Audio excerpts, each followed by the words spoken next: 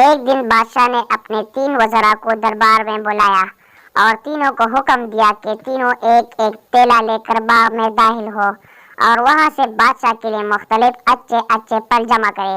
وزراء بادشاہ کے اس عجیب حکم پر حیران رہ گئے اور تینوں ایک ایک تیلا لے کر الگ الگ باغ میں داخل ہو گئے۔ پہلے وزیر نے کوشش کی کہ بادشاہ کے لیے اس کی پسند کے مزیدار اور تازہ پھل جمع کرے اور اس نے کافی محنت کے بعد بہترین اور تازہ پھلوں سے تیرا بھر لیا۔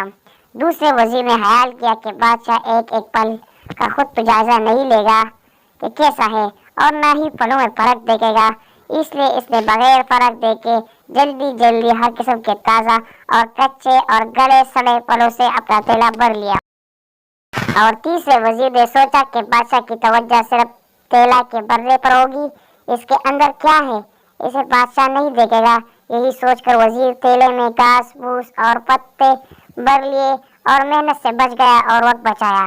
دوسرے دن بادشاہ تینوں وزراء کو اپنے تیلوں سمیت دربار میں حاضر ہونے کا حکم دیا۔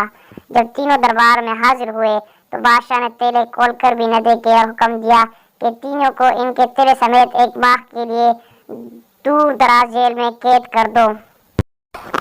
اب اس دور دراز جیل میں تینوں کے پاس کھانے پینے کے لیے کچھ نہیں تھا سوائے اس تیلے کے جو انہوں نے جمع کیا تھا۔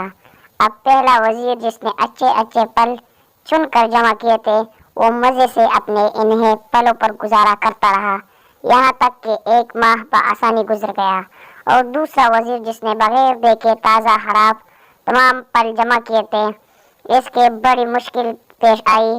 کچھ دن تو تازہ پھل کھا لیے لیکن پھر کچے اور گلے سڑے پھل کھانے پڑے جس سے بہت زیادہ بیمار ہو گیا اور اسے بہت تکلیف اٹھانی پڑی۔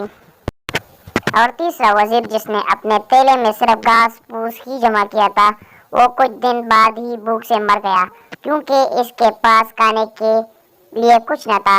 اب آپ اپنے آپ سے پوچھئے آپ کیا جمع کر رہے ہیں؟ آپ اس وقت اس باغ میں ہیں جہاں سے آپ چاہے تو نیک اعمال اپنے لیے جمع کرے اور چاہے تو خراب اعمال۔ مگر یاد رہے جب بادشاہ کا حکم صادر ہوگا تو آپ کو اپنی جیل قبر میں ڈال دیا جائے گا۔